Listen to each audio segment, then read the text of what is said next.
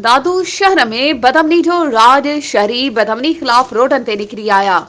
शहर के मुख्तलिफ चौराहन ते एहतजाज कयो वियो आहे। SSP चौक ते लगल धरणे वारे हंध ते SHO सेक्शन दादू बेनज़ीर जमाली पहुची मुज़ाहिरीन सां ॻाल्हियूं कयूं आहिनि। इन हवाले सां वधीक तफ़सील ॾियण लाइ असां सां वीडियो लाइन ते मौजूद आहे दादू खां CN न्यूज़ जो रिपोर्टर रब्बानी बलोच। जी रब्बानी, छा तफ़सील आहिनि?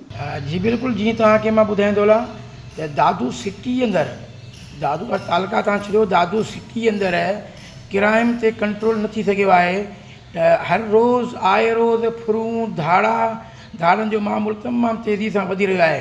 दादू अंदरि चोरनि जो राज बरक़रार। हर रोज़ शहरनि खां कंहिंखां मोटरसाइकिल कंहिंखां कैश पैसा फुरियो चोर बासानी सां फरार थी वञनि था। कल दादू शहर अंदरि 3 धरणनि जो ऐलान कयो वियो। हिकु SSP चौक, जोई मोड़, ॿियो कक्कड़ बाईपास ते।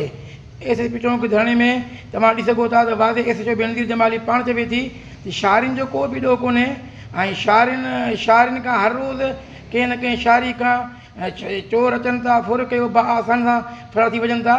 ऐं असां शहरनि खे यकीन दहानी कराई आहे त शहरनि खां जेको बि फुरतियल सामान आहे असां हुनखे रिकवर कराए ॾींदासीं, ऐं न त ॿी सूरत में शहरनि पारां एहतजाज दाइरो वधायो वेंदो। जी मेहरबानी रब्बानी तफ़सीलन खां आगाह करण जे लाइ।